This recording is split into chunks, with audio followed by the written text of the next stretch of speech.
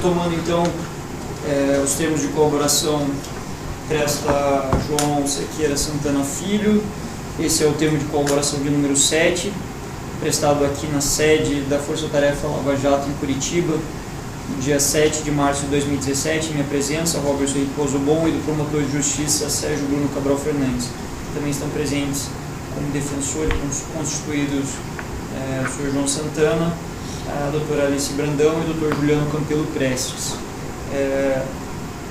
Senhor João Santana, o senhor celebrou um acordo de colaboração com o Ministério Público Federal, motivo pelo qual eu pergunto se, nos termos da lei e do compromisso que o senhor firmou, se o senhor se compromete a falar a verdade aqui, inclusive renunciando ao seu direito ao silêncio.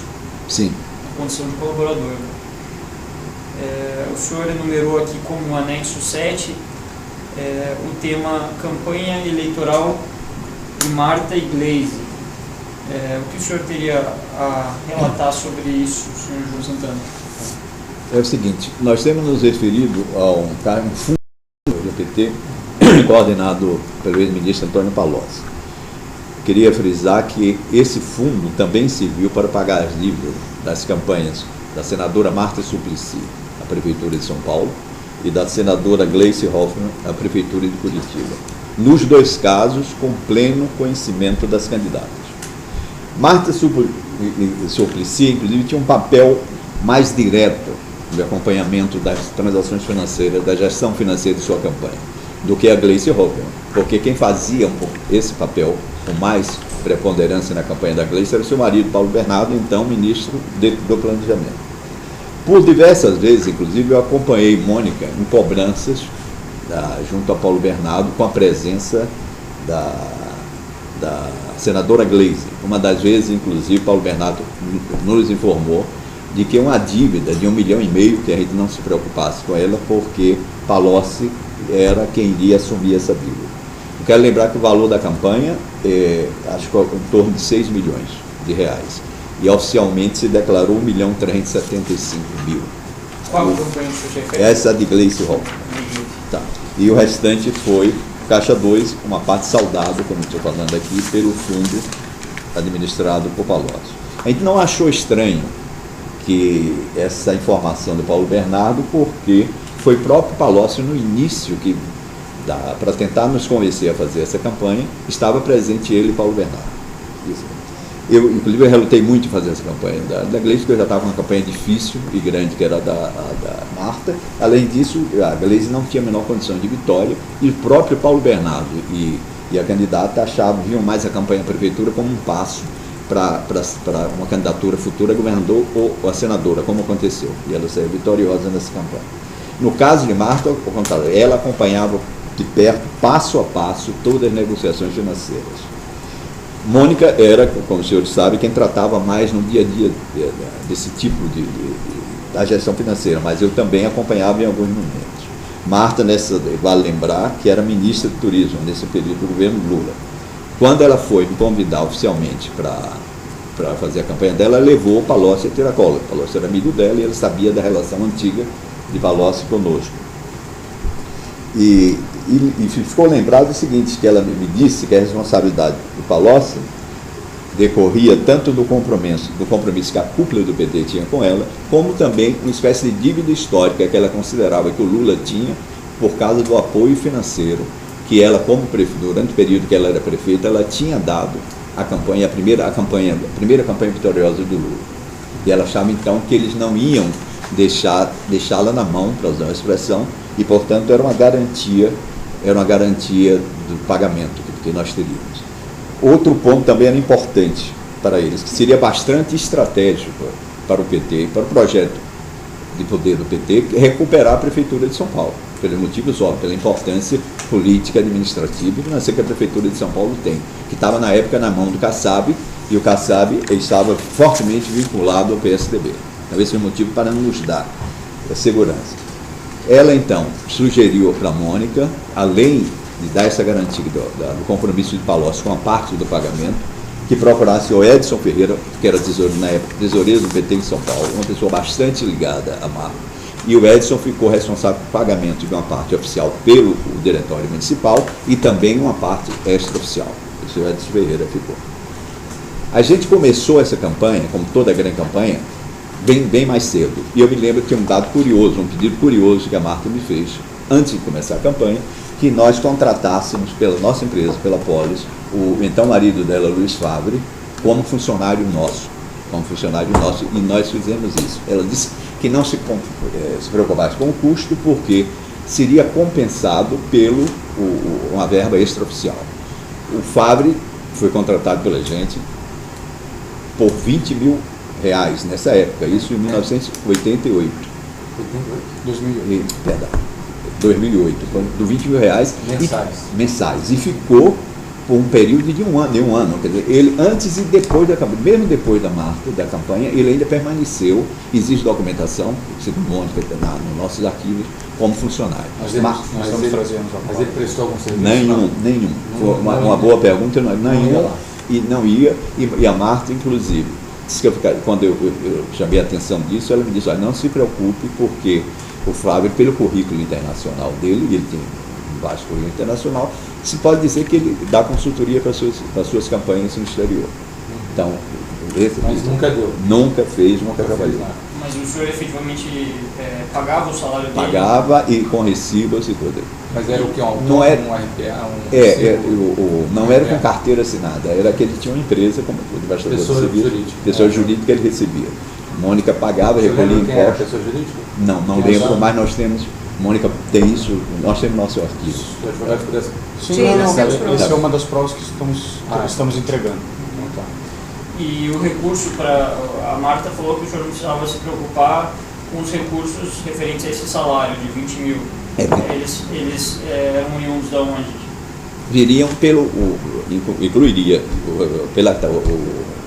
a verba, a caixa 2 da campanha. Começaria, a gente tinha estabelecido o preço da campanha, mas que aí ela incorporaria isso como uma forma de compensação por esse custo, que era um custo que ele precisava dessa verba, repito, porque ele era um estrangeiro e ele precisava de um emprego regular, ou de renda regular e renda oficial. Então era uma maneira de regularizar a vida dele, a vida contábil, vivida inclusive na relação como estrangeiro do país. Então foi feito dessa maneira. E qual foi o custo da campanha de Marta? O custo da campanha de Marta, na época, eu tenho que olhar aqui, enquanto eu posso complementar, eu respondo daqui a pouco, eu não tenho de memória. Quer dizer também que o final, aqui, a campanha custou mais ou menos R$18 milhões. Quem arcou com esse valor? Como? Quem arcou com esse valor? Esse valor, você está explicando, desse valor, se o senhor me permite, 7 milhões e 500, mais ou menos, foram pagos oficialmente. O restante foi pago por Caixa 2. Caixa 2 quase totalmente administrado pelo fundo que era administrado por Palocci e pago pelo Odebrecht. Cota italiano, pago pelo Odebrecht. Não, nessa época, inclusive, a gente tem que ser bem preciso, o contato foi ainda com Pedro Novis, salvo o engano, mas isso está claramente definido nos anexos. Foi Pedro Novis, mas foi depositado na Shellbill, uma boa parte. Então vamos lá, qual é a parte que foi na Shellbill? Desculpe, 2008 não foi depositado na Shellbill. Não foi? Não. Isso aí, porque como ele fala, eu queria frisar exatamente os detalhes disso, Mônica, é que tem dessa contabilidade que eu não acompanhava. Se o senhor tinha anotação disso, o senhor pode consultar. Não, estou te falando, de 2008 não foi na Shellbill. Então foi todo em espécie. Todo em espécie. Então foi em espécie. Foi em espécie feita. Mas quem pagou foi a Odebrecht também? Odebrecht. Aliás, Antônio Palocci.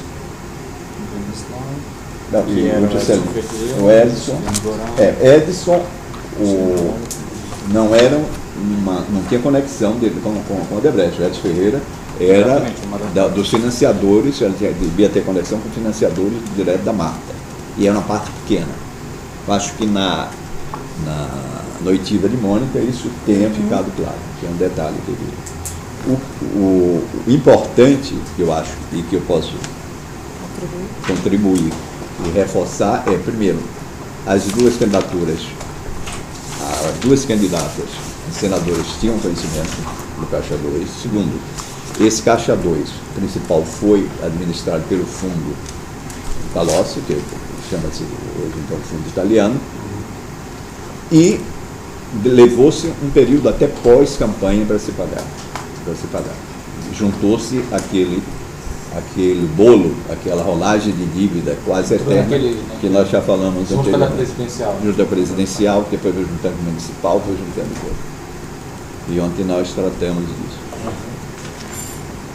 Então, o pagamento do Luiz Fabre, o senhor debitou entrou no bolo da despesa. Exatamente, das despesas de campanha. E ele não prestou nenhum serviço, então? Não, nenhum. Pode dizer que não prestou serviço, como ele é um estrategista e era casado com a candidata, ele participava de algumas reuniões estratégicas, mas independente, claro, sem dúvida. Nós realmente fizemos um contrato simulado com ele a pedido da senadora. Cerca de R$20 mil por um ano, então? R$20 por mês em um ano. Então isso dá 240. Já tinha sido feito isso? O senhor...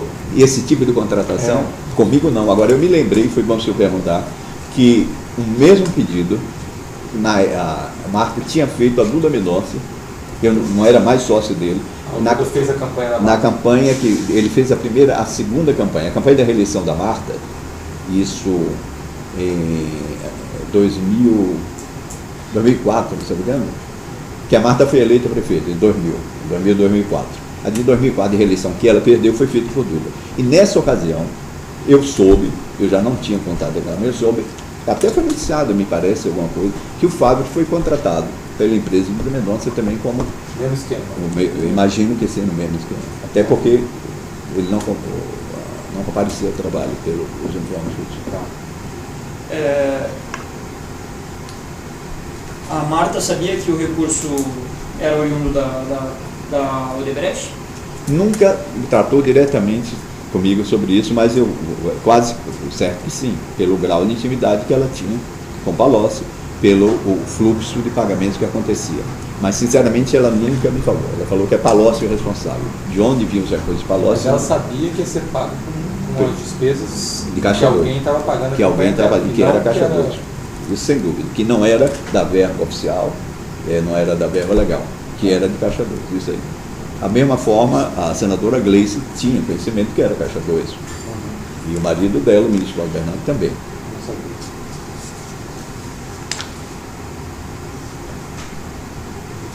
No final acabou sendo pago, então demorou, mas essa dívida, como eu contei ontem para os senhores, ela sempre ia se rolando e ia se pagando. Quando se aproximava uma nova campanha, nós tínhamos mais poder de barganha. Então foi isso que foi gerando, no final, repito, eu já disse ontem, nós tivemos um perda.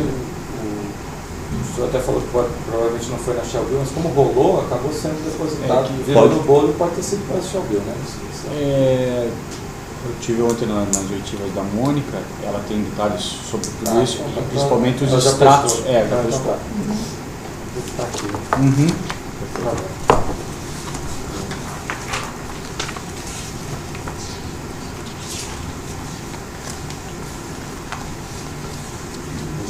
O Paulo Bernardo aqui, só para retomando, em algum momento ele mencionou ou mostrou sabedor de que o recurso era oriundo da Odebrecht? Não, explicitamente para mim não, mas ele dizia que o recurso da mesma forma que a Marta era o Palocci que ia garantir. Mas dando a entender claramente que sabia que existia um fundo que a cúpula do PT administrava para pagamentos das campanhas mais importantes. Quando a Marta teve essa reunião que ela convidou o senhor para fazer essa campanha, ela estava com o cargo? Era ministra do Turismo, ministro de Estado do Turismo do governo do presidente Lula.